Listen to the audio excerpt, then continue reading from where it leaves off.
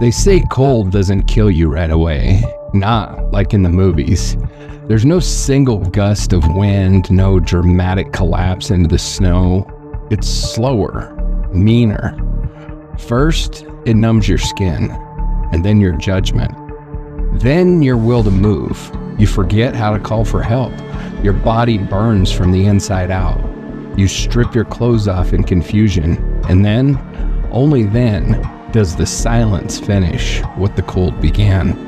When Maura Murray vanished from Route 112 in the winter of 2004, the theories exploded like clockwork.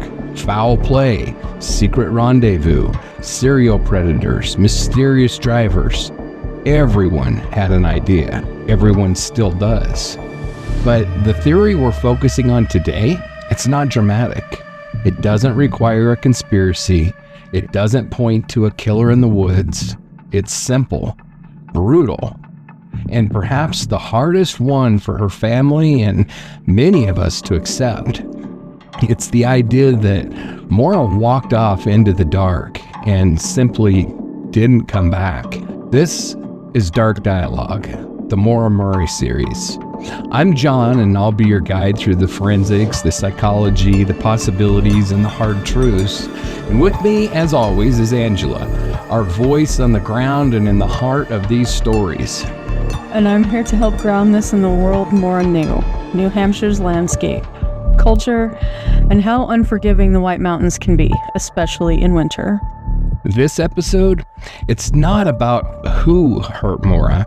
It's about whether no one did, whether the wilderness claimed her instead. Episode 4, Unlikely Silence, the death by exposure theory in the Maura Murray case. So, Angela, how's it going tonight? I never have a witty answer for that. I don't know why. You have all this time in the world to think up answers. What am I going to say to him My tonight? stupid questions. I'm okay. How are you? I'm getting by. Just getting by?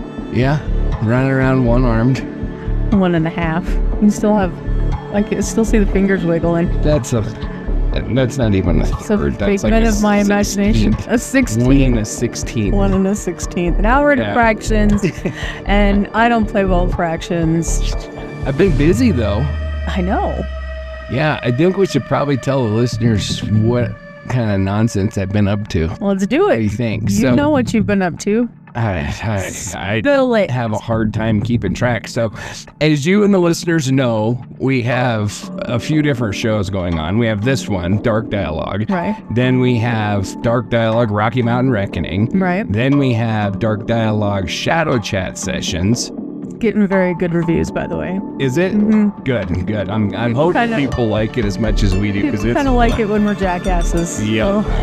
And so then I went and did another thing. And made another show called Dark Dialogue Distilled. And in Distilled, I just basically take and edit these longer episodes down to something that's about an hour in length. Mm-hmm. So if you don't have time to listen to a full episode, you can listen to the distilled version. Yeah. Now, I haven't decided if I'm going to do that with all of the episodes yet, just because, like with the Maura Murray case, we have multiple episodes dealing with one. I don't know that I'm going to try to distill each one down. What we might end up doing is maybe we'll do just a short episode covering all of the facts of the case or something like that. I haven't decided that yet. So, but then along with that, I've also created channels for each one of those shows. So our listeners can listen on the main Dark Dialogue Podcast Network page, and that's on every place that you listen to your podcasts, Spotify, Amazon, Apple, everywhere. All of these are. But then we also have one for each show. So you have a Dark Dialogue main, which is the show you're listening to right now. We have Dark Dialogue Rocky Mountain Reckoning, Dark Dialogue Shadow Chat Sessions, and Dark Dialogue Distilled. So you can go to those channels and just binge the relevant episodes instead of listening to one of the dark dialogue and then one of the shadow chat and then one and bouncing all over the place. If you don't want to, I just paint on. And that's how you can do it. So that's kind of some of what I've been up to. Yeah. I like the idea of distilled, but you know what I say about myself. What? If you cannot handle me at 100 proof, you do not deserve me. I water myself down for no one. It's not about watering down. It's just about taking away some of the stuff that doesn't necessarily go to the case. So distilled just really jumps in. It is just deep and dirty, deals with the crime, the trial, and moves on. Yeah. So like I said, everything distilled down to about an hour. So, but I still try to give them as much Angela as we can. No, I have to give you hell. And people, I know this. I'm trying to get him to entertain Dark Dialogue Explorers, where we go out and explore things and see, but he's a busy dude, so we're not sure if we can tie him down to that. We are working on it, though. I mean, we are working on some getting out in the field, live interviews, live footage type stuff, but this idiot has to get a little bit better versed at video because I'm just stumbling through audio right now. So bear with us, though. Bear with us. We'll get there. Well, a lot of those are just done. Well, some people can't handle the first-person view. It makes them dizzy. Yeah. So if we're going to produce video, it's going to be good quality. It's not going to be from a iPhone or whatever. It's going to be... Well, with the two of us, it'll never be an iPhone because neither of us are never, but that's just what came to mind. An Android, whatever you want to say. It's not going to be a cell phone video. It's going to be high quality, which means high quality camera and all the things. All the things. And then audio equipment for out in the field. So, but it's coming. Stay tuned. All right. All right. You ready to dive into this case? Let's do it. All right. I have my life jacket on. Ready to... Perfect. All right. So let's begin with the facts that we do know. On February 9th, 2004, around 7:27 p.m., Maura Murray's black Saturn sedan veered off Route 112 in Haverhill, New Hampshire.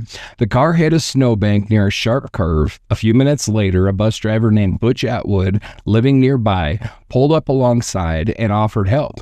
Maura declined, said she'd already called AAA. And as we know, that wasn't true. And there's no record of that call. It just didn't happen. Cell reception was spotty at best in that area, borderline non-existent. And Route 12 is not a highway in the way most people picture it. It's rural, forested, and the kind of place where your headlights feel swallowed whole by the trees. It was dark, cold, and lightly snowing that night. Temperatures dropped into the low 20s Fahrenheit. Factoring in wind chill, it felt even colder. And factoring in freaking out there in the Northeast, it felt even colder. Yeah. Because that humidity out there is freaking bone-chilling cold. And Maura was wearing jeans, a dark coat, and likely had minimal to no winter gear on her person. She had just crashed, refused help, and by the time police arrived at 7:46, she was gone. No blood, no footprints, definitively confirmed anyway, and no signs of a struggle in the snow. Just a locked car, a cracked windshield, some spilled red wine in the interior, and an eerie silence. It's the silence that haunted people for decades. If someone abducted her, how? So fast, so clean. And if she fled on foot, why and to where? And that's what brings us to this theory, that Maura didn't make it far, that she succumbed to the environment itself, that the White Mountains took her, and that her final hours were spent lost, cold, and alone. So in the world of emergency response, we talk a lot about the golden hour, that critical window of time where decisions can mean life or death. But sometimes that window isn't an hour. Sometimes it's just 19 minutes. That's what we're dealing with in the Maura Murray case. a narrow stretch of time on February 9th, 2004, where she was seen and then gone. As a former firefighter, EMT, and wilderness first responder, I've worked countless scenes where time moved faster than logic could keep up. You arrive, the vehicle's there, but the person isn't. A missing shoe, a trail of footprints that just stops. It happens. And it happened here. So let's walk through the last verified moments of Maura Murray minute by minute, because once you see how little time there was, it changes everything. So we've kind of run through this timeline before, and unfortunately, because it's about the only evidence we have, we're going to have to walk through it about every time. But you have been distilling it. I have been distilling it, yes. So 7:27 p.m. That was pretty nice, by the way. Thank you. Yeah. I tried. Yeah, nice. It wouldn't really be a segue. No. I don't know what it would be called. Snarky comments. We'll go with snarky comment. At 7:27, a woman named Faith Westman, who lived on Route 112, picked up the phone. She told 911 dispatchers that there was a car off the road near her house. No smoke, no fire, just a black Saturn nose down in a snowbank. She couldn't see anyone inside, or at least not clearly, but she thought there might have been someone moving around. The call was logged. It started the clock. Less than a minute later, law enforcement was notified and the first officer was dispatched. Meanwhile, another neighbor, Tim Westman, glanced out and noticed the vehicle but didn't see anyone outside it. A couple minutes later, he saw a school bus pull up. That school bus was driven by Butch Atwood. He lived just up the road and had finished dropping off students for the evening. He came across the Saturn shortly after Faith's call, so likely around 7:30, maybe a minute before or after. And he's one of the last people to ever see her, right? Exactly. Butch pulls up next to the Saturn and he sees a young woman, presumably Maura, standing beside the driver's door. He described her as shaken but calm, no visible injuries, and she tells him that she's already called AAA and that help is on the way. Now, that's not true, and Butch knows it's not true because there's no cell phone service in the area, but he doesn't push it. He offers to call police anyway, and Maura declines. He drives off, turns his bus around at the next intersection, and parks in front of his home less than 100 yards away.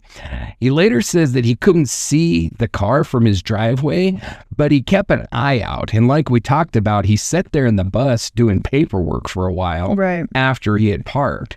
And so that moment between 7:30 and 7:31 is the last time that we can confirm someone saw Maura. So what happened after that? So Butch made his own call anyway. And at 7:43, his report reaches dispatch about 16 minutes after Faith's initial call. And he tells them that there's a woman who's possibly in distress, possibly intoxicated, and she's alone at the crash site. And in the meantime, other residents, including Faith Westman, watch from their windows. Some report seeing someone moving around the car.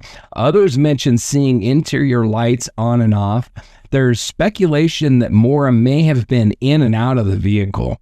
The car's nose is pressed into a snowbank, angled the wrong way on the road, but there's no significant body damage, just a cracked windshield and a deployed airbag. The driver's side door is unlocked. Inside the car, there's an empty soda bottle that smells like alcohol. Franzia wine is spilled in the back seat. A box of belongings is in the trunk, textbooks, cosmetics. We talked all about that. But no backpack, no phone, and no Maura.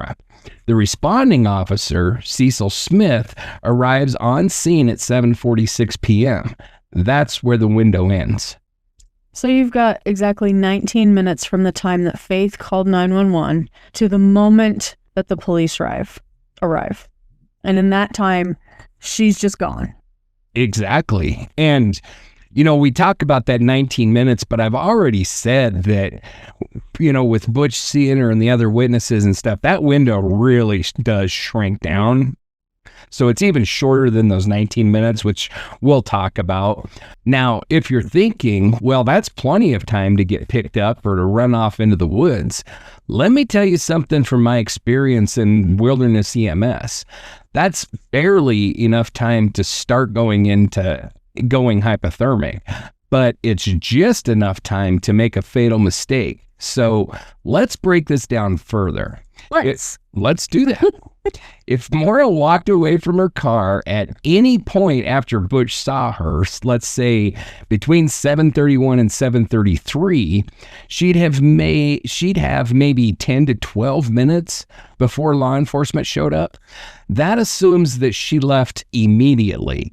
If she hesitated, searched her bag, tried her cell phone again, tried to dig the car out, then we're looking at even less time. And here's the reality. 10 to 15 minutes isn't enough to go far on foot, especially in the cold, and especially if you're injured, intoxicated, or disoriented. Was she definitely injured? That we don't know, but let's talk about that windshield. The Saturn's front windshield had a spidered crack on the driver's side. It's unclear if it was fresh from the crash or if it was pre-existing. We know the car was a pile of shit. But if Maura hit her head on impact, she could have been concussed, and that's a big deal. Concussion systems, nausea, dizziness, confusion overlap heavily with early stage hypothermia. Yeah, no doubt. You combine them with stress and alcohol, and you've got a recipe for poor judgment and disorientation. As a first responder, I've seen people walk away from crash scenes not because they're thinking clearly, but because they're scared, confused, or trying to avoid consequences. Maura had an open alcohol container in the car and a prior disciplinary issue at UMass. Maybe she thought she could walk it off, literally. The most likely direction she would have gone? Either west towards the woods, away from the homes, or east back towards Swiftwater. But there's no confirmed footprint trail. The weather that night had some snow cover, and any light tracks might have vanished. Police later used dogs to try and track her scent, but it was lost roughly 100 yards east of the vehicle. Some believe that suggests that she got into another car. Others argue it simply marks the limit of the scent due to snow, wind, or contamination. Yes? I have an argument with that because scent dogs can track in ponds. Yes. Why can't they track in snow? I'm gonna address that a little bit later. And so if you have that same question then we'll address it at that point, because I do address that specifically a little bit later. So foreshadowing again. That's okay. That's what you're here for. Here's the thing though. As someone who's worked mounted patrol in mountain terrain, I can tell you a person can get lost fast out there, especially if they're not thinking clearly, especially in winter, especially if they panic. So what about the theory that she was picked up? Well, that's coming up next. We're going to cover that on another episode. But for now, let's stay focused on this timeline. So between 7:27 and 7:46, multiple neighbors are watching the road, but none of them see Maura leave. No one sees a second vehicle pull up. No one hears a scream or a struggle. There's no obvious sign of a second set of tracks, though that's complicated by weather and time. This means whatever happened, whether she walked, ran, hid, or was picked up, had to occur in almost complete silence and quickly. From a tactical standpoint, that's a very short window for an opportunistic abduction, but it's a perfect window for a panicked person to wander into the dark trying to disappear. And if she were hiding from the police or afraid of consequences? Yeah, that fear could have driven her deeper into the woods. I've seen it before. Someone panics and tries to avoid legal trouble by fleeing. Actually, I've done it before. It's tragic. We're supposed to talk about these things. Oh, yes, that's right. It's tragic, but it's real. Combine that with alcohol, cold, injury, and mental exhaustion, and you have a scenario where Maura could have collapsed just a few hundred yards away, out of sight. Remember, faith in being found is often the first thing to go. If Maura thought no one was coming, or that someone was coming, but she didn't want to face them, that could explain her flight. So, what do we know? We know that she crashed around 7:20 to 7:27. We know Butch Atwood spoke to her around 7:30. We know the police arrived at 7:46 and she was gone. So that 19 minutes is our window. No one saw her leave. No one saw her get picked up. No one saw her run, but she was gone. And sometimes that's all it takes. So the search for Maura Murray began the night of February 9, 2004, but how it unfolded in the hours, days, and weeks that followed remains one of the most dissected and often criticized components of the entire case. You know, with my former first responder training, I've worked enough missing person cases to know what can go wrong. Even well-meaning searches can collapse under pressure, terrain, and assumption. So let's retrace what happened those first 72 hours, because if Maura died of exposure that night, understanding the structure and the shortfalls of the early search may be the key to understanding why she was never found. So 7:27, Faith Westman, the neighbor, calls 911, makes the initial report. 7:30, Butch Atwood, he comes by in his school bus, and he talks to the woman who he later confirms was Maura, and she lies and says that she's already called AAA. Then Atwood goes ahead and returns home and calls 911 at 7:43. At 7:46, Officer Cecil Smith arrives, and he finds the black Saturn crashed into a snowbank, airbags deployed, wine spilled inside, and a few personal belongings visible. The driver is nowhere in sight. So by around 8 o'clock, police begin a cursory search of the immediate area. A canine is brought in, but conducts only a brief track along the road. Formal coordinated search and rescue, complete with mapping, volunteers, and air support, doesn't begin until daylight on February the 10th. So even though there was a police presence within 20 minutes of the crash, the structured, all-hands-on-deck kind of search most people expect didn't really start until the next day. No, and you know, I've already said this, but it's one of the things that really pisses me off in this case for the reasons that I've talked about. Because it was about 10 minutes before he got pissed off. They just, I mean, I can tell you, no, it's been 24 minutes. Thank you very much. Record. But, I mean, they show up. This is an out-of-state car, and so they know it's not a local that just walked home or something like that. Yeah. And they've got a cracked windshield, so the potential for head injury is there. Mm-hmm. The fact that they just kind of blow it off pisses me off. Yeah. It's insanely irresponsible. But that lost time, those critical overnight hours, can make all the difference, especially in sub-freezing temperatures. So the canine unit, brought in around 12:50 a.m., attempted to track Maura's scent from the vehicle. The dog led handlers east along Route 112 for about 100 yards before the scent trail abruptly ended. Some interpreted that as evidence that Maura got into a passing car. Others argue the trail ended due to plowing and sanding, conditions which can obliterate ground scent. It had snowed earlier that day, and temperatures were dropping fast. Winds may have scattered scent molecules. If Maura had entered the woods instead of continuing along the road, the dog may have missed her entirely. And if she'd already collapsed by then, say under a snow-covered tree or down a small ravine, the dog wouldn't have been able to detect her, especially in hard-packed or frozen snow. Exactly. Or at least in this devil's advocate section of it, because I fully intend to give my full opinion by the end of this, and I know that you will jump in with yours as well. So, but yeah, for this devil's advocate part, and it is possible. I mean, we know that scent dogs lose trails. They do. And so, you know, if snowplows and stuff had come along, yeah, it's possible. So scent dogs are impressive, but they're not magic. Wind speed, snow density, and even ice crystals can affect the olfactory senses. In cold air, scent molecules disperse differently, often hugging the ground or drifting entirely away from the source.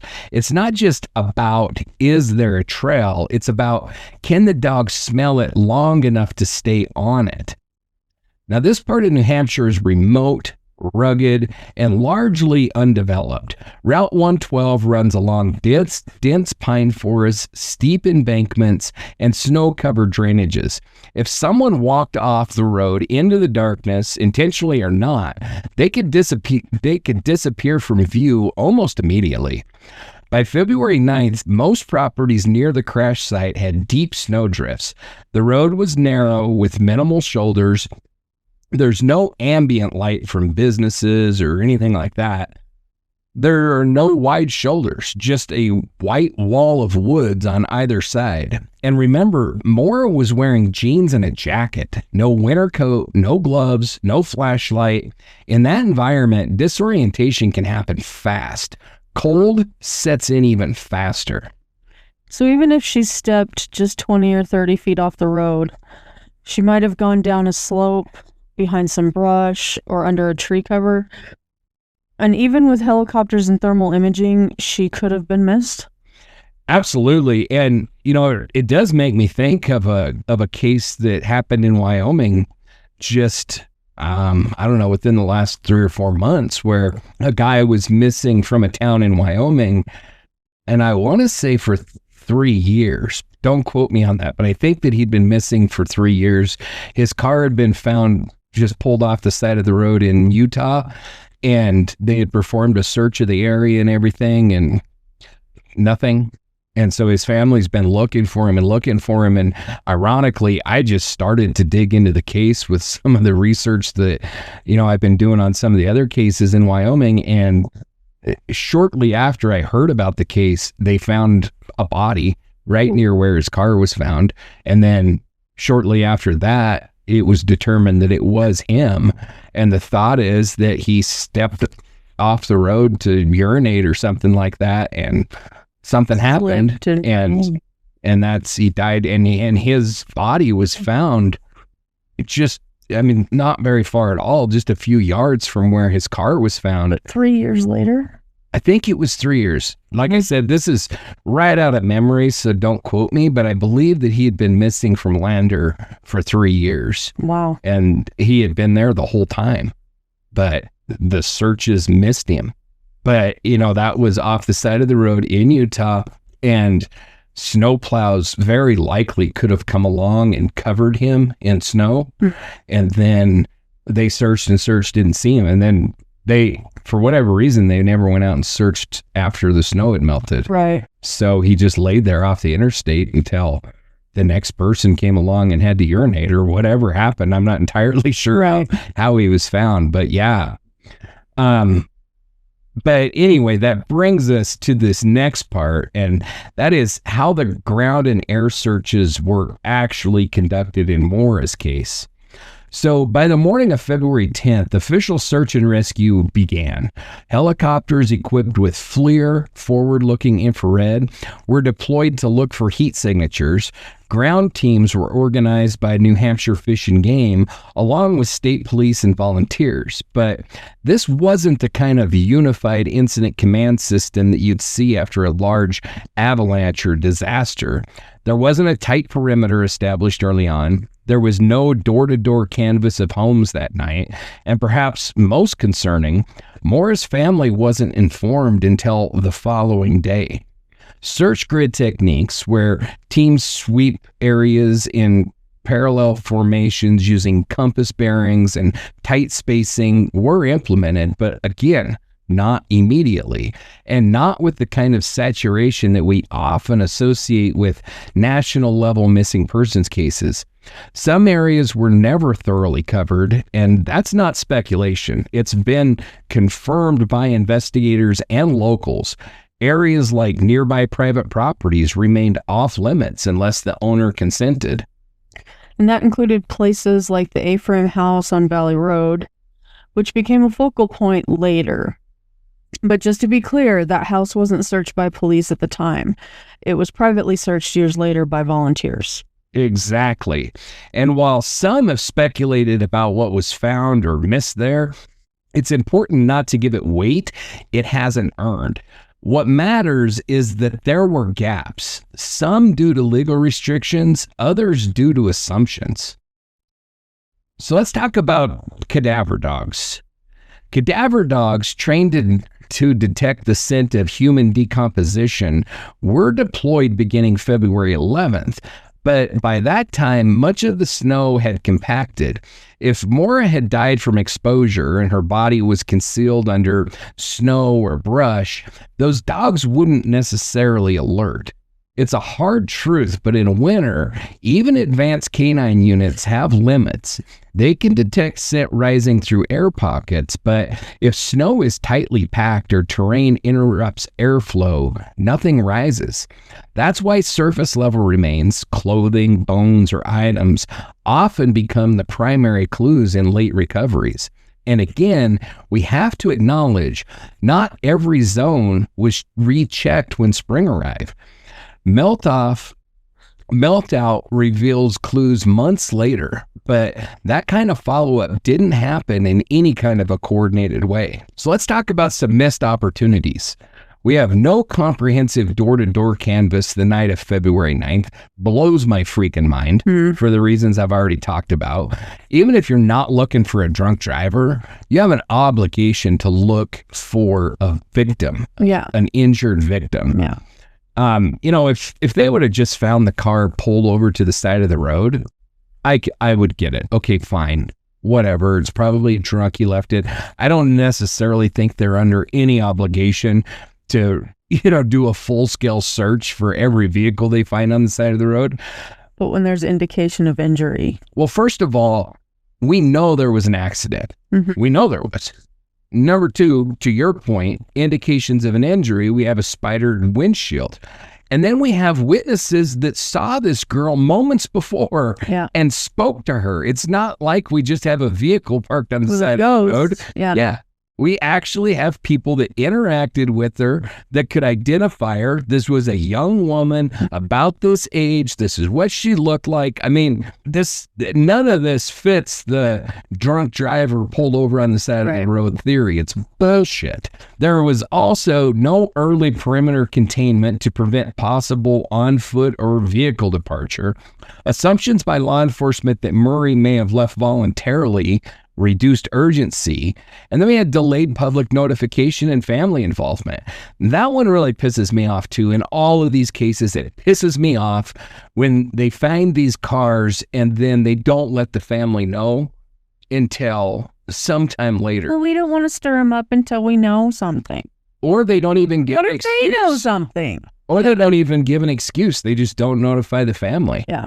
And in a lot of these cases that you end up researching, the freaking parents are the ones that are on the title of the vehicle. They're the registered owners of it, and they still aren't contacted when it's found deserted. It just pisses me off. Yeah. And I'm not saying that I don't know how this vehicle was titled or anything like that in Maura's case. I feel like it was titled to Dad. I think that it was. That's the direction that I was going is I believe that it was. Because I feel like when they showed up, they said, "Do you own this type of car?" And he was like, "Yeah, my daughter drives it." I don't think so. I think that you're thinking of Terry Elvis. Really? I think so. I don't know. Maybe not. Anyway, I don't know for sure how it was titled. I can't say. And I certainly don't think that the police are obligated to do a detailed search for a family of a deserted vehicle every time because that's all they would be doing. I mean, I'm also reasonable when it comes to this kind of stuff, so I get it. But this is an outlier. This isn't, I mean, this isn't, like I said before, this is an out-of-state vehicle involved in an accident, and then the person disappears. That's not, there's a car parked in the Walmart parking lot for a few days. There's precipitating factors to this, the wreck. So now we have somebody out here in the winter on foot. Yeah. The witnesses who've talked to the person. Right. Yeah. So I don't know. These factors are not about blame. They're about understanding the systemic breakdown that occurs when a disappearance is treated as non-critical in its early hours. And once those assumptions set in, the whole shape of the search changes. You stop looking for someone hurt or lost, and you start looking for someone who left. And everything from scent dogs to strategy shifts because of that mindset. Absolutely. Let me just say, now that you got me on my soapbox, is, when you're on the fire department, you end up running a whole bunch of bullshit calls that are bullshit calls. But you got to run them. You run calls where this business has a fire alarm that goes off every freaking week, usually right after you've laid your pretty little head down on your pillow trying to get some sleep. And then you got to jump up and run out and you got to treat it as though it was fully involved, even though, as you're driving the engine there, okay, so this is what we got to do. We got to get there. We know where the key's located. We got to get there. We got to shut off the alarm. Ambulance, same thing. You have frequent flyers on the ambulance. These people that freaking call you because they need a pillow or whatever bullshit calls there are. And as soon as you hear the address, because you've memorized it, because you've been there so many times. Oh, man. And you're like, oh, this is Bob. And you know exactly. It's always Bob. Know exactly what you're going to Bob's house for. You know exactly what Bob's going to say. You know everything about Bob already. You know his full medical history. You know everything. You have to ask all those questions over again. Oh, actually, you don't. I mean, you know it all. You could just confirm it. You're like, oh yeah, you're still in like third stage heart failure. Okay, yeah. Oh, okay. But you treat all those calls, whether you're on the ambulance, whether you're on the fire department, you treat those calls as if they are the emergency that they're called in as, even though they're not. You don't drive the speed limit to the house. You run lights and sirens. You treat it as though it was an emergency.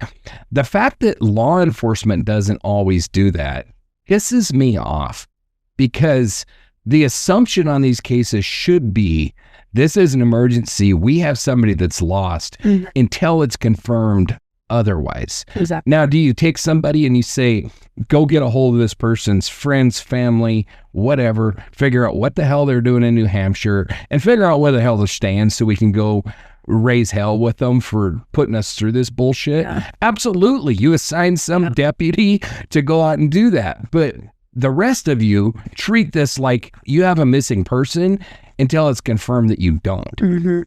And obviously, again, we can't do that in every case where we find a car or something like that. But if there's reason, and like Brianna Maitland's case, which we will be talking about next, because it ties, there's theory that it ties into Maura Murray's case, but her car was wrecked into the side of a building, and they treated it like it was just some stupid teenager that you cannot do that. Law enforcement can't do that. I know they're busy.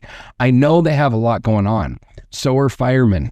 So are paramedics and ambulance personnel. We're all busy. Yeah. So are freaking ER doctors. But yet when you go to the ER, they treat it as though it's an emergency. You go to the ER and you say, I'm having chest pains. Boom. Even if you go in every week with chest pains, they do not say, oh, okay, Bob. Yeah, we get it. Yeah. Go sit down. Nope. We got to treat Bob for chest pains, which means we ramp this thing up and we make everything happen fast, because maybe this time he's actually having a heart attack. Yeah. And I know I'm getting a little bit on a soapbox with this, but I think law enforcement needs a little bit more of that, because how many of these murder cases start out as missing persons that the police say, oh, they've ran off with a boyfriend or girlfriend. They're allowed to whatever. Go all the time. Yes. And we've got to get away from that. We just have to. I don't say that I know what all the answers are, and I know that police offices are overtaxed. They have a lot on their plates, but that's not the answer. And the more of the shit that we could identify and address early, maybe the more lives we could save. Exactly. You know, I mean, the Amber Alert system has worked. It definitely has worked. Mm-hmm. We have saved lives with it. And it's because immediately when a child goes missing, we implement that thing. And I know that there's, certain protocol in place that has to meet some certain conditions in order to qualify for that program. Cool. I'm 100% on board with that. But we know that early notification and getting people out there busting their ass looking for this kid right now means that we have brought kids home that would have never came home if it wasn't for that. Adults are just as important. We need to figure out some similar system. Well, they have the Silver Alert, but that's for elderly. Right. You have alerts for those that can't take care of themselves, but there's no alert for people that can. Yeah. But you can only take care of yourself if you're not bound, duct taped, and thrown into the freaking trunk of a car or whatever happened to you. But we see this shit all the time where once it all plays out, we have a dead woman. Not always, but mostly a dead woman. Sometimes it's a man, but they say, this person's missing. This is my son. This is my daughter. They would not do this to me. They would not go missing. Police ignore you. 3 years later, they find the freaking body where it's buried. Yeah. It just pisses me off. Anyway. I couldn't tell. Yeah. Yeah, this is definitely a soapbox issue for me. So anyway, confirmation bias in search theory is real. Once a team believes the person got into a car, they deprioritize the woods. Once they think the person left willingly, they assume that she doesn't want to be found. That kind of framing narrows focus. It changes routes. It changes how long teams look before being called off. In Maura's case, with the scent trail ending near the road and no sign of a struggle, the conclusion that she had help or fled wasn't unreasonable, but it also wasn't confirmed. And that possibility altered every search that came after. So in the years that followed, multiple independent and family-led searches revisited the area. Drone flyovers, new cadaver dog teams, specialized sonar on rivers and ponds, investigative groups brought in technology, GIS mapping, even GPR or ground penetrating radar. Nothing. No remains, no torn clothing, no ID, no phone, no backpack. That absence reinforces the mystery, but it doesn't necessarily disprove death by exposure. In regions like New Hampshire, remains can stay hidden for years. Snowfall, erosion, and animal activity all contribute, and unless you're within feet of the site, you can miss it entirely. There are hikers who vanish a mile from trailheads. There are mushroom hunters who collapse and are found 2 decades later. The silence of the woods isn't proof of absence, it's just silence. Yeah. So what's the takeaway? If Maura died of exposure, she likely died within hours of the crash, hidden by snow, terrain, or both. The initial search, while well-meaning, was absolutely incomplete. Weather, assumption, and time worked against her.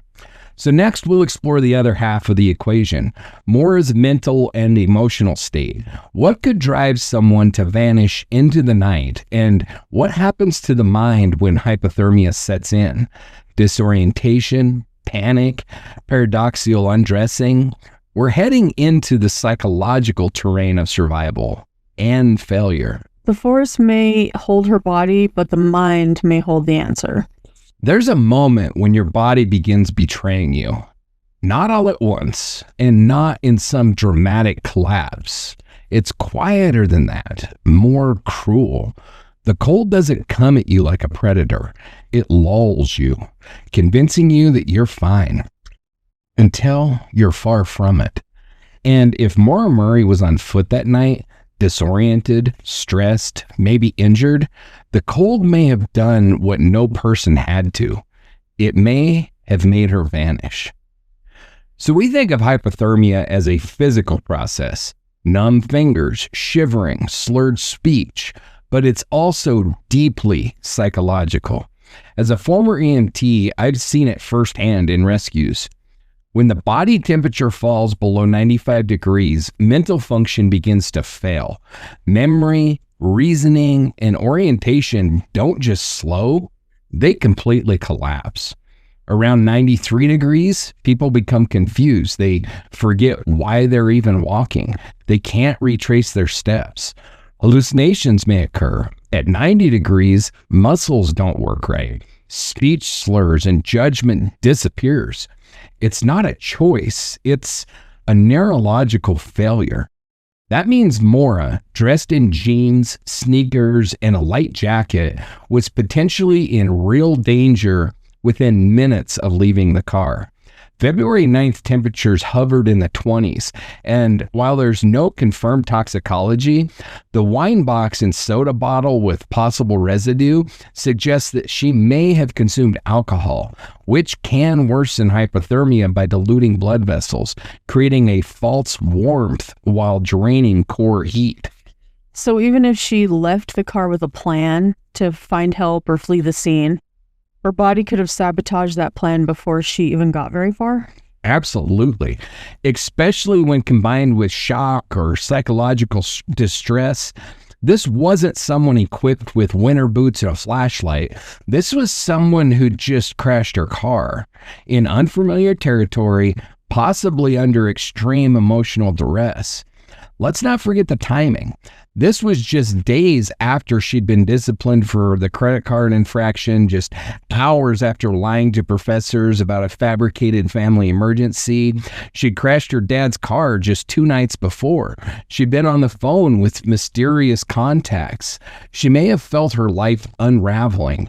Panic and shame aren't abstract concepts. They drive people into fight or flight decisions. Add cold, darkness, and stress, and the mind can break down very quickly. So here's how it unfolds. You have the initial cold response, shivering, blood vessel constriction, extremity numbness. The body works to preserve core warmth. Then cognitive decline. As body temperatures fall, memory lapses, and poor decision-making begins. People may talk nonsensically, walk in circles, or veer off the road. Then you have paradoxical undressing. Victims feel overwhelmingly hot. They strip off clothing, accelerating heat loss. This is a common and well-documented symptom. And then you have terminal burrowing, also called hide and die syndrome. Victims instinctively crawl into small spaces, under brush, into hollows, behind logs. According to Dr. Michael Baden, a forensic pathologist who's testified in hundreds of hypothermia cases, many victims collapse within 500 yards of their last known location, concealed by terrain, leaves, or snow. If Maura was in that spiral, it wouldn't have taken much. And once she entered the woods or even a drainage ditch off Route 112, she could have been invisible, even to searchers just a few feet away. Right. Snow insulates and conceals. In rural terrain like Haverhill, dense brush and uneven ground swallows sound and light. Once a body goes still, even cadaver dogs can miss it, especially in cold weather. Here's what people forget. Maura wasn't starting from a healthy mental baseline. She was juggling the fallout from a car crash, school stress, potential legal trouble, and fractured relationships. According to her emails and phone activity, she was lying to her professors and family, maybe even preparing to leave UMass behind. So if she ran into that dark night, it might not have been some elaborate plan. It might have been an emotional fracture, a moment of, I just can't do this anymore, followed by instinct and fear. And once you've walked too far, you just can't walk back. It's hard to picture just walking off and dying, but when you lay it all out like that, with the stress, the temperature, and the confusion, it does start to sound tragically possible. And tragically common. This isn't an outlier. In 2006, a hiker disappeared in the White Mountains of New Hampshire. He was found months later, just 300 yards from the trailhead, buried in a shallow depression beneath pine branches and snow. In 2013, 19-year-old Bryce Lapisa vanished after pulling over in rural California. While his case differs, and it's weird as shit. I know. I've heard about him. Search teams believe that he may have walked into remote terrain and succumbed to exposure, though his body was never found. And in 2021, the body of a snowshoer in Maine was found weeks after vanishing, less than 1,000 feet from the trail, buried under snowfall and branches. These aren't rare flukes. They're proof of how the environment can erase a person. So even with helicopters, dogs, and volunteers, a person can be just feet away and missed. Absolutely, especially in winter conditions. According to search and rescue field reports, in the Northeast, up to 80% of exposure victims are found within 1 mile of their last known location. It's not that no one looked, it's that nature is incredibly good at hiding its dead. And I can tell you from experience where I've worked car wrecks, especially rollovers where people are ejected from the vehicle, where, I mean, you look and look and look before you finally find them. And you think, I've been there already. They cannot have gone that far. Mm-hmm. And once you find them, they're not that far. But you walk literally freaking on top of them 10 times before you finally notice, oh my gosh, one particular one, they actually landed in a small creek and were under the water. And we were out there looking. It was after dark. It was nighttime, and we were looking and looking and looking and looking. We're like, there's no way somebody walked away from this wreck. I mean, it was pretty obvious. And then finally, somebody started feeling down in the water, and sure enough, that's where they were. But, it's just crazy how close you can be and not be able to see them. So what does that mean for Maura? It means that if she died by exposure, and that's a big if, not a conclusion, her remains may still be out there, under forest litter, under rocks, or dispersed by weather and animals. The human body decomposes rapidly in warmer months, and clothing deteriorates under ultraviolet exposure. A skeleton in those woods could be reduced to fragments within a few years, especially if it was never directly above ground. What's more, we know she wasn't found in the initial search, even with helicopters and canines, but the coverage was far from perfect. Dense patches weren't scoured, privately owned land was off limits. 100 yards in the wrong direction could have meant everything. It's painful to accept, but maybe the reason we haven't found her is because we just missed her? That's the cruelest part of death by exposure. It leaves no message, no sign, no answer, just absence. Let's be clear, though. This isn't a theory that explains everything. It doesn't account for the rag in the tailpipe.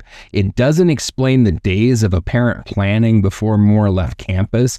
It doesn't answer why she lied to her professors or why her behavior was so fragmented in the days prior.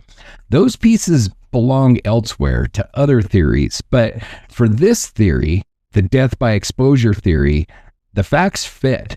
A young woman under pressure, lightly dressed, possibly intoxicated, walking alone into the cold darkness. Dozens of other cases echo it. And in the silence that followed, that's what hypothermia does. It silences people forever. There's no closure in that, just the ache of a maybe. But that ache is why we keep searching, because the forest doesn't owe us answers, but Maura does. So next, we're going to look beyond Maura to other New Hampshire vanishings, other names, other nights, other disappearances, and we ask why the White Mountains seem to swallow people whole. From riverbeds to ski trails, we're mapping a region of silence. Maybe, just maybe, it'll lead us closer to Maura. If Maura Murray died of exposure that night, confused, injured, or emotionally overwhelmed, it raises a question that many people still ask 20 years later. Why didn't we find her? That's not just speculation. It's a logistical problem and a practical one. Police, cadaver dogs, helicopters, ground teams, they searched for days, then again months later, then years after that. Hundreds of people combed Route 112 and its surroundings, and they found nothing. No body, no blood, no footprints in the woods, just silence. But that silence isn't unique. New Hampshire is filled with stories like Maura's, people who stepped into the snow and never came back. Some are found, many are not, and their stories reveal a cold truth. The White Mountains have a long memory and short mercy. So let's start with the patterns. New Hampshire has seen dozens of winter disappearances in the past 50 years, especially in areas like Franconia Notch, Crawford Notch, and the Presidential Range. Most of these victims were hikers, skiers, or residents who underestimated the cold or overestimated their chances of making it home. Here are just a few that eerily parallel Maura's case. So number one, the Franconia Notch skier. In 2001, a 42-year-old man disappeared while skiing solo on Cannon Mountain in late February. He was last seen near the tree line after separating from his friends. His body wasn't discovered until spring 2 years later, found 500 yards from the trailhead under a collapsed section of snowdrift and pinefall. He had curled up beside a rock outcropping, likely a final act of confusion or shelter seeking. He died of exposure within 24 hours of vanishing. Case number two is the Crawford Notch hiker. In 1998, a local resident disappeared while snowshoeing off the Davis Path near Crawford Notch. Despite a search involving more than 60 volunteers, his remains weren't discovered until months later, less than 1,000 feet from where his footsteps were last seen. Wildlife activity and snow cover had scattered what was left. And then the third case is the Pinkham Notch camper in 2006. A college student camping near Pinkham Notch Visitor Center went missing after leaving camp to retrieve water. She had no coat and was wearing jeans and hiking boots. Temperatures dropped to -5 Fahrenheit. When she was found the next day in a ravine just 300 yards from the campsite, buried beneath powder drift. A search and rescue volunteer stepped directly over her body twice without seeing her. These are not distant, cherry-picked outliers. These are New Hampshire winners. This is what happens when snow and silence conspire. So, how is it possible that people just disappear? Especially with dogs, search crews, helicopters. The answer isn't dramatic, it's logistical. So let's break it down. First, we have snowfall concealment. In February, heavy snow often follows smaller snowstorms. In Maura's case, Temperatures were in the 20s at night with recent snowfall in the area. If she had collapsed in a shaded ravine, drifted bank, or a tree line, her body could have been buried within hours. Powdered snow can accumulate 4 to 6 inches overnight, enough to conceal a body entirely from aerial or infrared searches. Then you have vegetation cover. Much of Route 112 cuts through second-growth forest and thick brush. If Maura stepped off the road even 100 feet, she may have ended up behind fallen logs, under pine branches, or obscured by boulders. In winter, this terrain becomes treacherous. In spring, it becomes impassable, and by summer, it becomes overgrown. Then you have wildlife scavenging. Multiple search and rescue experts have confirmed that wild animals such as coyotes, fox, and rodents can disturb remains within days. Clothing can be dragged, bones scattered. In cases like the Crawford Notch hiker, searchers found only partial remains. In some instances, boots and gear are located years later, hundreds of feet from the death site. Then you have the human search limits. Contrary to popular belief, even well-organized searches are limited. Maura's early searches were extensive but not exhaustive. Perimeter homes weren't canvassed until weeks later. Some areas of interest weren't searched at all until private volunteers organized years later. In a search zone spanning several square miles, missing something the size of a human body, especially one lying down, still and concealed, is terrifyingly easy. And then last, we have hypothermia hides the victim. There's one final factor: the victim's own behavior. Hypothermia doesn't just kill, it misleads. So let's address a few common misconceptions. So myth number 1, victims scream or cry for help. In reality, most hypothermia deaths are quiet. Victims become confused and then passive. According to the New Hampshire Fish and Game Department, people often stop responding. They curl up or crawl into small spaces. They may die inches from trails unheard and unseen.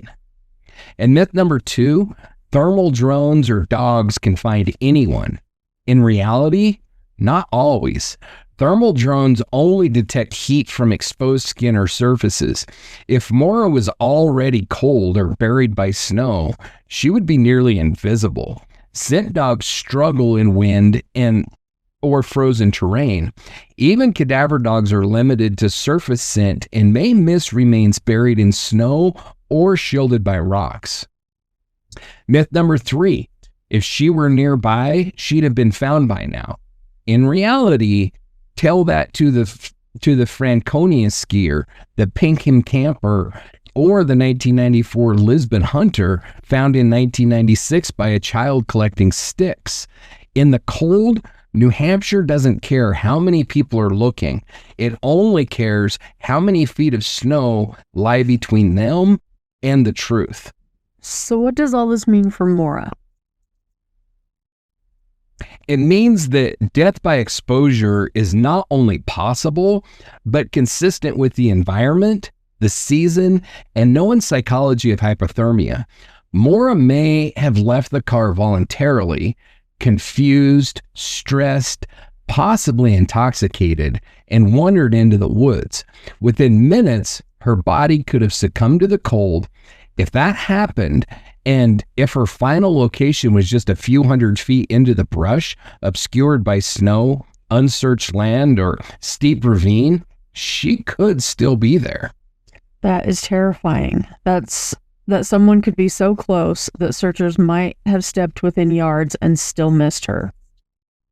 It's not just possible, it has happened in documented cases in this very state. Exposure isn't a glamorous theory. It doesn't come with villains, conspiracies, or dramatic twists. But it's one of the few theories grounded in history, climate, and statistics. It's not a theory that says Maura ran away. It's not a theory that says someone took her. It's a theory that says nature is cruel, and sometimes it hides what it kills. So where does that leave us? It leaves us in that final frozen space between probability and pain. And in the next segment, we'll explore what happens when those probabilities meet opposition. When people say, no, that's not what happened. We'll take on the counter-arguments to the exposure theory and revisit the evidence some say proves Maura left of her own free will or met someone she shouldn't have. So over the last few segments, we've carefully examined the exposure theory, the idea that Maura Murray left her car willingly or disoriented, wandered into the surrounding woods, and died of hypothermia. The terrain, weather, and psychological strain all lend support to that possibility. But as with any theory in a missing persons case, especially one this enduring, there are critical counterarguments that deserve equal weight. In this segment, we're going to examine why the exposure theory, while plausible, remains unresolved. We'll also compare it to conflicting theories and explore why law enforcement's position has shifted over time. So number one is the problem of no remains. The most persistent challenge to the exposure theory is this: Maura's remains have never been found. More than 20 years have passed since that February night in 2004. In that time, dozens of search operations have been launched. These include trained canine units, aerial surveys, private citizen searches, and ground-penetrating radar. Civilian volunteers, local police, the New Hampshire Fish and Game Department, and even the FBI have participated in various efforts. Yet, Maura's body, or even a single confirmed item of her clothing, has never been recovered. Exposure victims are often found within days, weeks, or months. In cases where recovery takes years, it's typically because the terrain is especially remote or the area was never thoroughly searched. But Maura's case involved repeated sweeps of the immediate area around 112. Given that, the absence of remains raises fair questions about whether she was even there after the crash. And we're not talking about a deep mountain range here. These are back roads, yes, but they're bordered by roads, homes, and infrastructure. It's the kind of place where you wouldn't expect someone to stay hidden for long. Exactly. And this silence, the lack of evidence, fuels doubts that exposure alone explains what happened. And then two, we have scent loss and the 100-yard disappearance. Another major issue comes from the scent dogs. On February 10th, a trained canine tracked Maura's scent from her vehicle to a point about 100 yards east along Route 112, where it abruptly stopped. After that, nothing.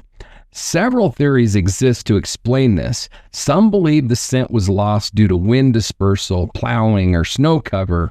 Others suggest Maura may have entered a vehicle at that spot, possibly a tandem driver scenario. The sudden scent loss is difficult to dismiss.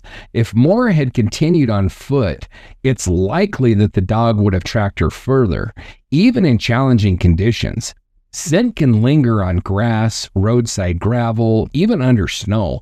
While the terrain was icy, the trail didn't lead into the woods or down into a ravine. It ended along the road, as if she got into a car and left. And that idea that she left with someone leads us to one of the most debated alternate theories in the case. That is the tandem driver possibility. And that proposes that Maura wasn't planning to be alone, that someone was following her in another vehicle, potentially as part of a plan to leave UMass temporarily or permanently.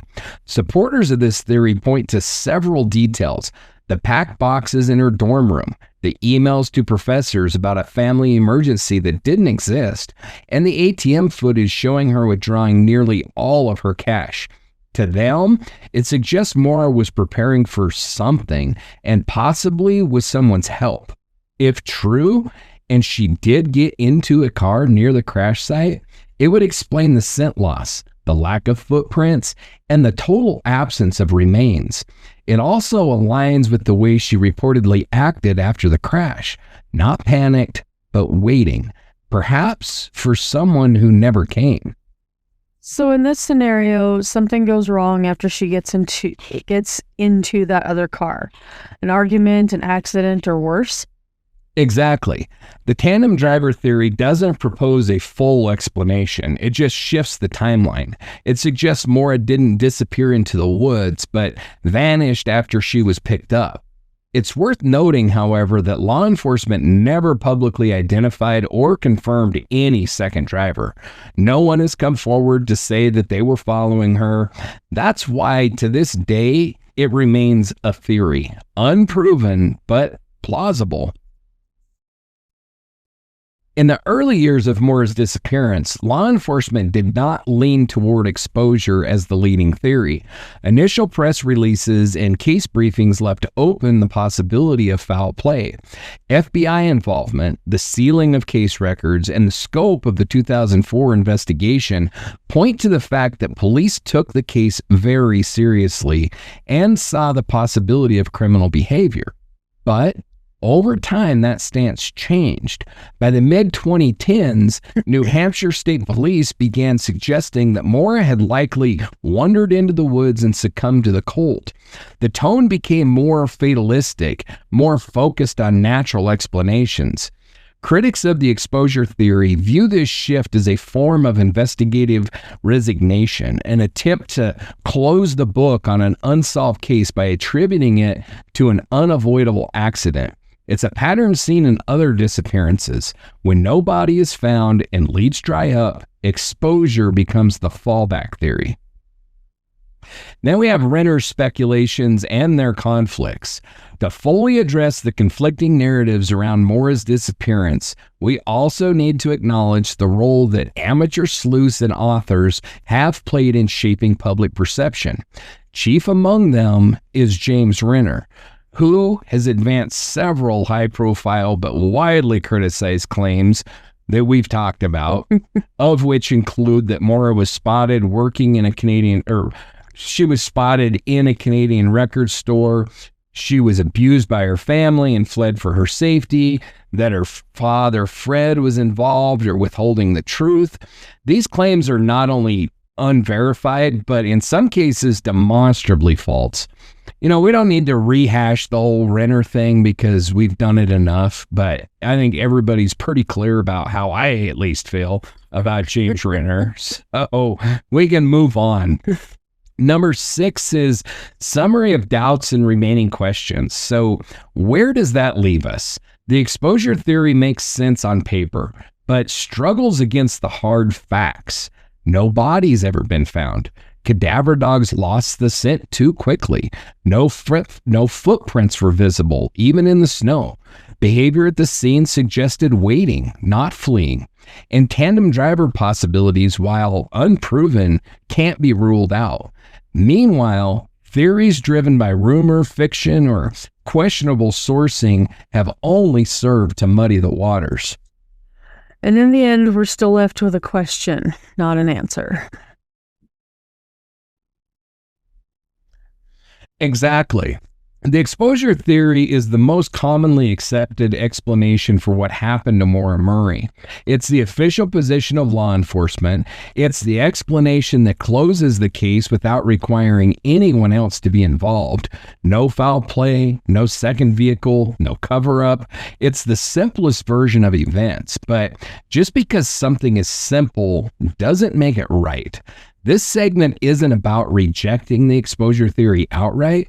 It's about pressure testing it, holding it up to the light, asking the uncomfortable questions. So where are you at with it all right now? I don't know.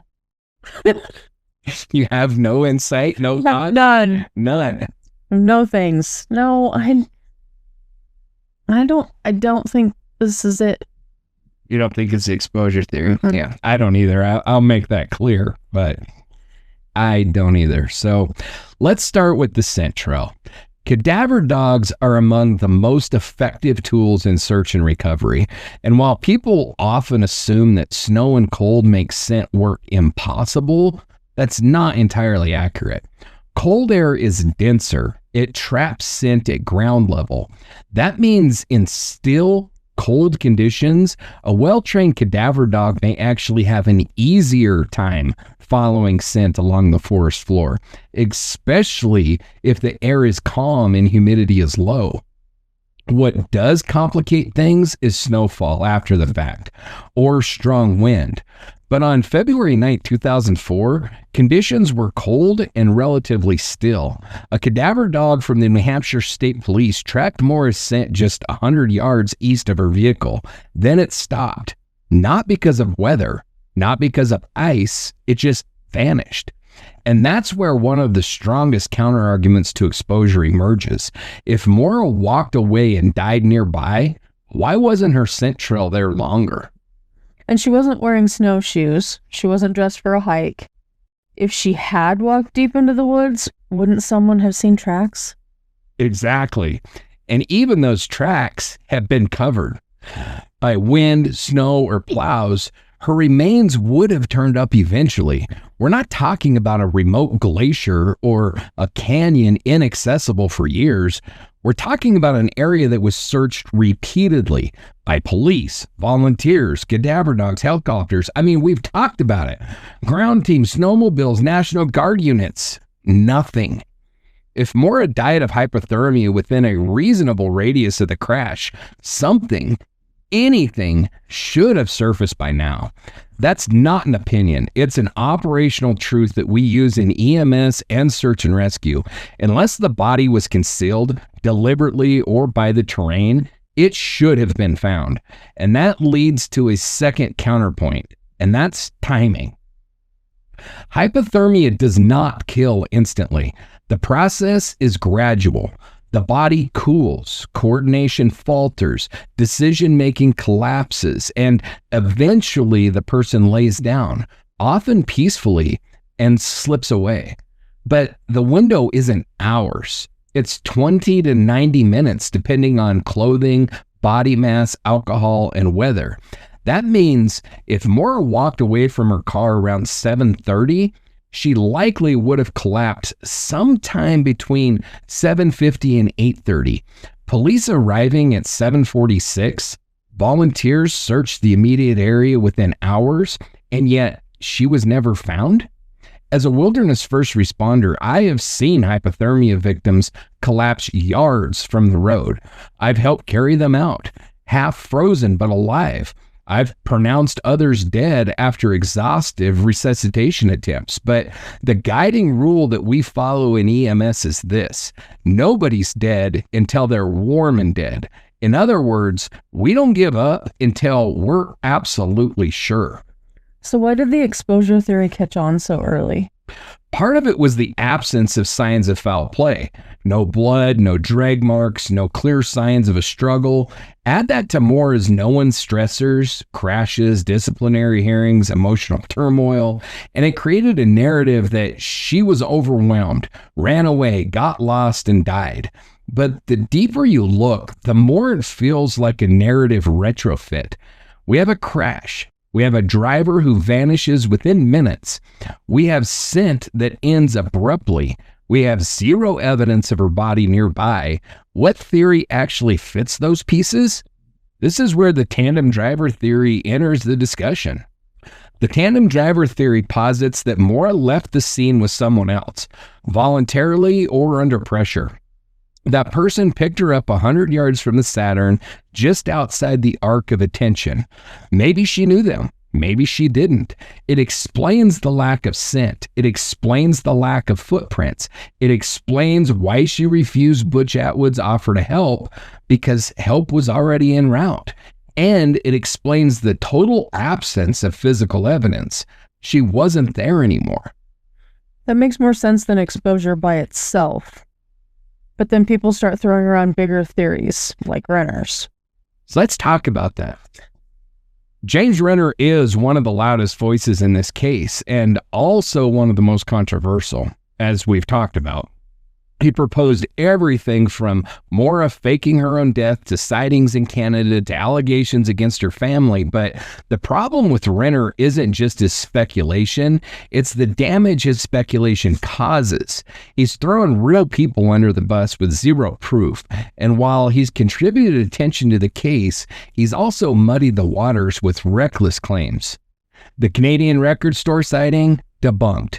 The abuse allegation? Sourced to anonymous internet tips with no verifiable evidence. His theories fall apart under scrutiny, so while exposure may be flawed, Renner's alternatives are worse. So what does that leave us with? It leaves us with a spectrum. On one end, exposure. On the other, theories of foul play or orchestrated disappearance. But right in the middle, the theory that best fits the known facts is the tandem driver involvement, followed by either exposure or something more sinister.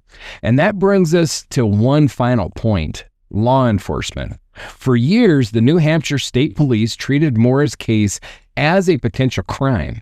There was discussion of foul play. The FBI was consulted. A grand jury was even rumored. But over time, that shifted.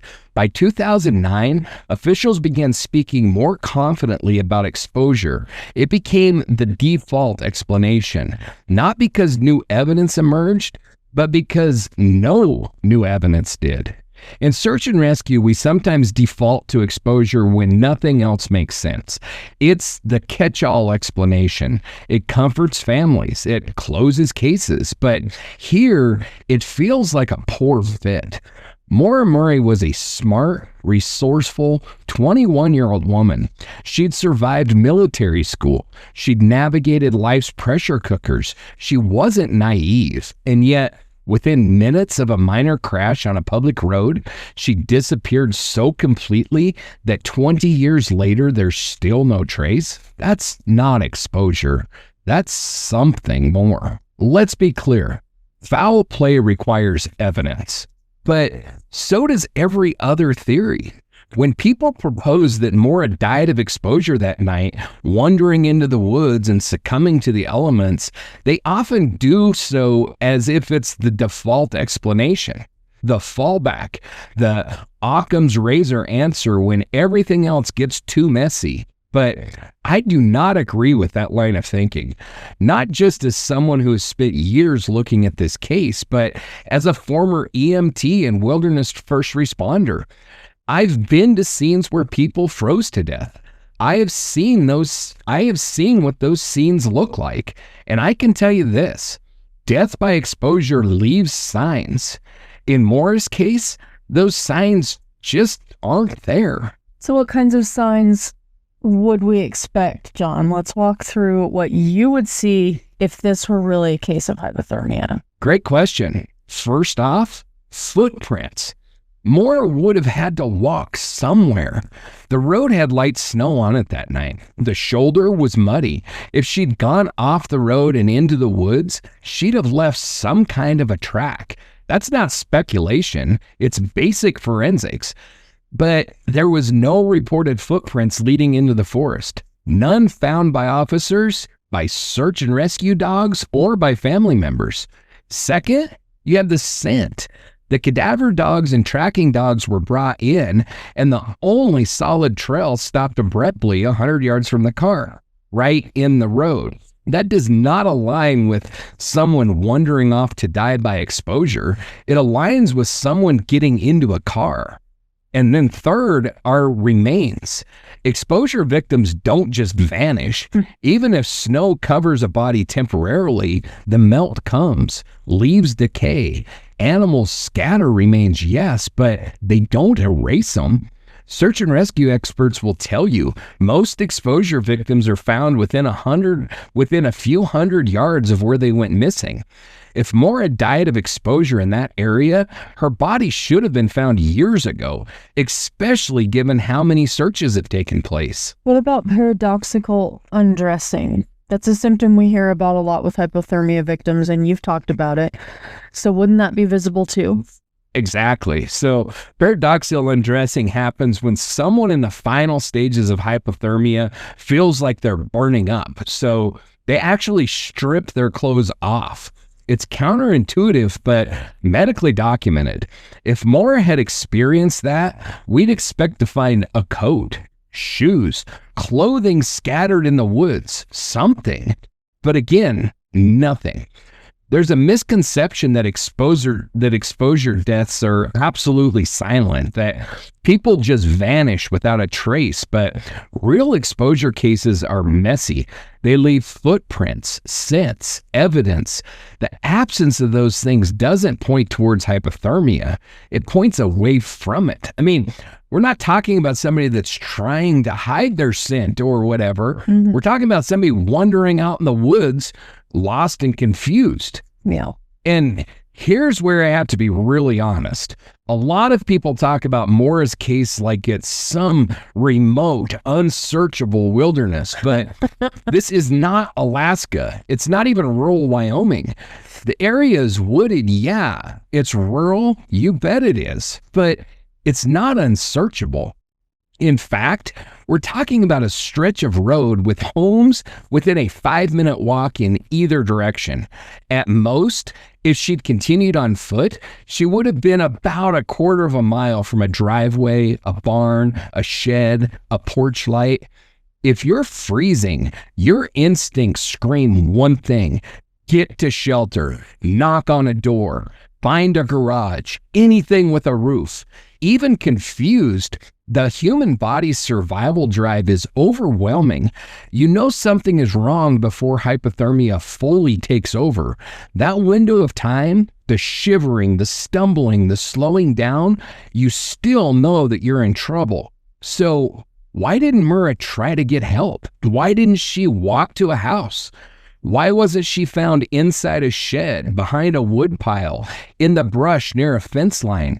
Why wasn't her hand frozen to a door handle? Those are the kinds of tragic but real scenes that I've seen on winter calls.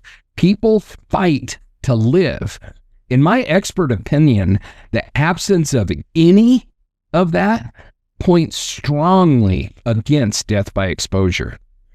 So you've said something before that really stuck with me, that no theory should be accepted without evidence just because it feels simpler. Right. That's one of the biggest problems here. People reject foul play because it's disturbing, because it's complicated, because it involves unknowns. But in the absence of proof, they then latch onto the exposure theory, which also lacks proof. We can't answer one unanswered question with another equally unsupported theory. If you're going to say that she died of exposure, then show me the footprints, show me the remains, show me the trail into the woods, show me a timeline that makes sense with what we know. But we don't have any of that. We have a trail that stops in the road. We have zero physical evidence that she left on foot. We have no signs of distress, no paradoxical undressing, no items discarded, no scent that continued, and primarily, we have no body. And I keep coming back to that scent trail because for cadaver dogs, in truth, cold weather doesn't reduce effectiveness. It often enhances it. Because like I said, cold traps the scent. There's also a lot less wind when it's cold. Fewer contaminating smells. Snow is complex, yes. It can absorb or reflect scent, but in most search and rescue operations, cold isn't a hindrance. It's a factor to account for, but not an automatic failure. In fact, some search and rescue leaders argue that winter is a good time to use dogs because decomposition is slowed and scent pools linger longer. So why did Maura's scent stop so abruptly in the middle of the damn road? That's not exposure, that's exit. Some people might still argue that maybe the conditions were just perfect for erasing evidence. Wind, snow, animal activity. But that seems like a lot of what-ifs stacked on top of each other. Exactly. That's where I land. The exposure theory isn't just weak, it's full of gaps. It assumes that she wandered off in light snow without leaving tracks. that she died of hypothermia but left no body or clothing, that no scent trail continued, that no remains were ever found despite years of searching. That's not just one mystery. That's 4 or 5 layers of convenient erasure. It's a tidy theory, yeah, but real life is not tidy, especially not death, especially not in the woods. And there's one more thing. If Maura died alone in those woods, then someone would have found her. Her family would have had an answer, but we don't. And it's not because we haven't looked hard enough. It's because there's nothing there to find. You know, I know of a ranger, a forest ranger up in the wilderness. I want to say it was in Montana, who was out on patrol. He slipped through the ice. He fell into a creek. He froze to death and died. It's a tragic accident. And they searched and searched and searched, but they finally found him. They finally found his what was left of him laying in that creek. It didn't take them 20 some odd years. Yeah. And this is in the backwoods wilderness area, a wilderness area. Yeah. You have no roads, you have no freaking people to speak of, and they still found him. I mean, when people go missing, it's not at all uncommon for it to be 3, 4, 5 years and nothing, sometimes 10. But you know, I mean, even just in the cases that we've talked about, we've got Heather Elvis. She's never been found. That's still gone. Other than that, for the most part, I think every case that we've covered so far, they've recovered the body. Holly Bobo, it took them a while, and she was miles away from where she was stolen from. Yeah. There was no real reason. The ginseng hunters actually stumbled across her, but they found her. You know, all the Jane Does that we're covering in Nevada right now on Rocky Mountain Reckoning, they were taken out. Somebody found them. It is extraordinarily unusual for an accidental death victim like this in an area like this one to disappear for this long. Yeah. You know, I mean, there's a lot of these cases that we're looking into in Wyoming where people have gone missing, and usually if they didn't meet some kind of foul play, they're going to be found. And like I said, sometimes it takes years, but Maura's is over 20. Yeah. And like we talked about, it's not like it's in the middle of the freaking wilderness area or backcountry Yellowstone Park or something. Yeah. I mean, she could have walked any direction and ran into people. So you know as well as I do that people are utilizing this area. Hikers are going through that, and there's a lot of private land that, you know, people are walking out on their property and stuff like that. I mean, it's just in my opinion, it's extremely unlikely that her body would not have been found in this area in 20 years. Or, at the very least, clothing. Something. Right. A shoe. Yeah. You know, a piece of her jeans, a piece of her jacket, something, but nothing. Aliens. That's a tough pill to swallow. I'll never claim to know what happened to Maura Murray, but I will say this. Everything that we know, the wine, the rag in the tailpipe, the bus driver, the scent trail, the packed bags, the missing ATM footage, the abrupt trail cutoff, none of that aligns with a quiet death in the snow. If anything, it aligns with movement, with deliberate separation, with a disappearance that was aided or forced. So when people say Maura probably died of exposure, what do you want them to consider? That nothing about this case fits that mold. The lack of evidence is not evidence of hypothermia. And that in this case, what little evidence we do have points to movement, not to collapse. The trail ended in the road, not in the forest. Coming up in episode 5, Shadow in the Snow, Could Maura Have Left to Die?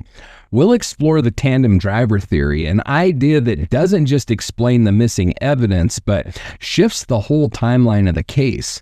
If Maura got into another vehicle, willingly or not, it could mean that we've been looking in the wrong direction, literally and figuratively, for 20 years. You can trace timelines. You can pull weather data, search logs, scent patterns, eyewitness accounts. You can chase answers for 20 years and still feel like something essential is missing. Maura Murray's case has become a cipher, not because people don't care, but because everyone brings a different lens to it. Some see it as a cautionary tale, some treat it as a mystery box, and others, like us, see it as a call to do better. And maybe that's what hurts the most. Not just that Maura vanished, but that after all this time, the story that gets told the most might be the one that requires the least evidence. We've taken a close look at the exposure theory. We've weighed it honestly. We've looked at the terrain, the weather, the science of hypothermia. There's no question, people can and do die of exposure, often, quietly, tragically. And as a wilderness EMT, I've seen it firsthand. Victims found just yards from the road, disoriented, stripped of clothes from the paradoxical undressing, sometimes alive, sometimes not. That's why we say no one's dead until they're warm and dead. But in most of those cases, we find the person, or we find evidence that tells us where they went. And that has not happened with Maura. The weather the night Maura vanished was cold, yes, but not lethal in minutes. It wasn't a blizzard, there wasn't heavy snowfall. The dogs had scent trailing conditions that were actually favorable. Still air, low temperatures.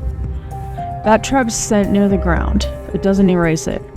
And yet, her scent disappears about 100 yards east of the crash site. That's not how exposure cases usually go. It's a theory that explains how Maura could have died, but not why she vanished, or where she went, or why no trace of her has ever been found. Not her body, not her clothing, not a single item from that Saturn. The exposure theory answers part of the puzzle, but only if we accept that everything else, from the scent loss to the sudden disappearance, is just noise. That's a tidy narrative, but the evidence isn't tidy. We also need to talk about what exposure gets used to cover up. There's a reason people worry about how it's applied, especially in marginalized communities. Take the MMIW crisis, missing and murdered Indigenous women. In case after case, Indigenous girls and women have been found dead in the elements, naked, bruised, with histories of threats or known violence. But the official cause of death? Often hypothermia. One case that stayed with me is Henny Scott, a 14-year-old girl in Montana. Reported missing, her body was found 2 weeks later in a field. Despite visible injuries and reports of abuse, her death was officially classified as exposure. Yeah, and that one seriously pisses me off enough that I've really started digging into that and other cases like hers. Her family, they didn't accept the bullshit. I don't accept the bullshit. I mean, this poor little girl was at a party at a trailer house, and where they found her body was within sight of the front door of that house. And they said that she died of hypothermia. It's absolute bullshit. Yeah. The community didn't accept it. Her family didn't accept it. They don't accept it. But they recognize that what we're warning about here, that hypothermia becomes a shortcut, a way to sidestep the hard questions. The kind of shortcut Maura's family never accepted either. You can read more and support those advocates at www.nativehope.org/MMIW. We're not saying Maura's case is the same as the missing and murdered Indigenous women cases in scope or in motive, but the pattern of premature conclusions that bypass deeper scrutiny is something all families should be protected from. So what do we do with all of this? What does it mean when a theory fits just well enough to stop the search, but not well enough to bring any peace? It means we have to stay uncomfortable. It means we have to sit to resist closure when it's not earned. And it means Maura's story deserves something better than a shrug and a shrugging answer. The truth isn't the cleanest theory. It's the one that survives the most scrutiny. And if exposure really was the answer, why does it still feel like there's a driver that we haven't seen yet? Why do we still ask? Was someone else on that road? Maura's case has already changed things. It helped expose gaps in rural search and rescue coordination. It made people pay attention to how fast someone can vanish, even in a place that feels familiar. And for every person who's walked into the woods, every parent who's waited at a roadside, and every advocate still fighting to reform the way we investigate disappearances, Maura's story matters. It's a story that refuses to stay quiet, because Maura Murray wasn't a ghost or a cipher. She was a young woman, a daughter, a sister, a nursing student, someone who is deeply loved and is still fiercely missed. And we owe it to her, to all the Maura Murrays still missing, to keep asking what we've missed, to keep looking beneath the surface. Next, in episode 5, Shadow in the Snow, Could Maura Murray Have Been Left to Die? We'll explore one of the most debated alternate explanations, the tandem driver theory. Someone else on the road that night. Someone who picked Maura up or never let her go. Because maybe this wasn't a girl who walked away and froze. Maybe this was something far more deliberate, far more human. And if that's true, then someone out there knows.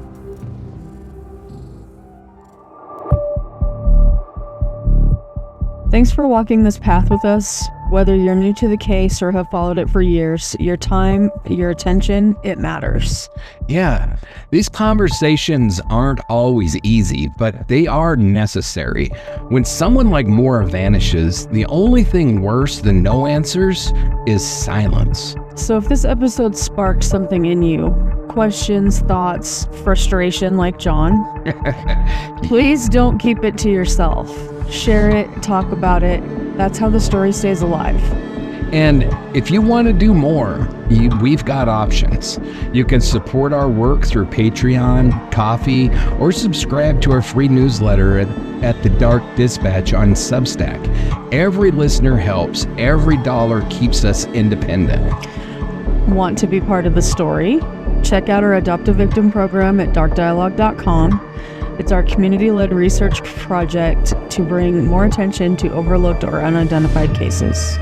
We also encourage you to support efforts addressing the missing and murdered Indigenous women crisis.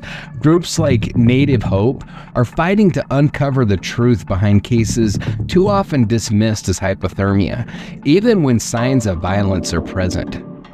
And if you've got something to say, questions, case suggestions, critiques, we want to hear it. Email us at info@darkdialogue.com. Next time on Dark Dialogue, we continue our investigation with the next theory in the Maura Murray case. We'll look at the tandem driver theory and what really might have happened after that crash. Until then, stay curious, stay compassionate, and keep asking hard questions.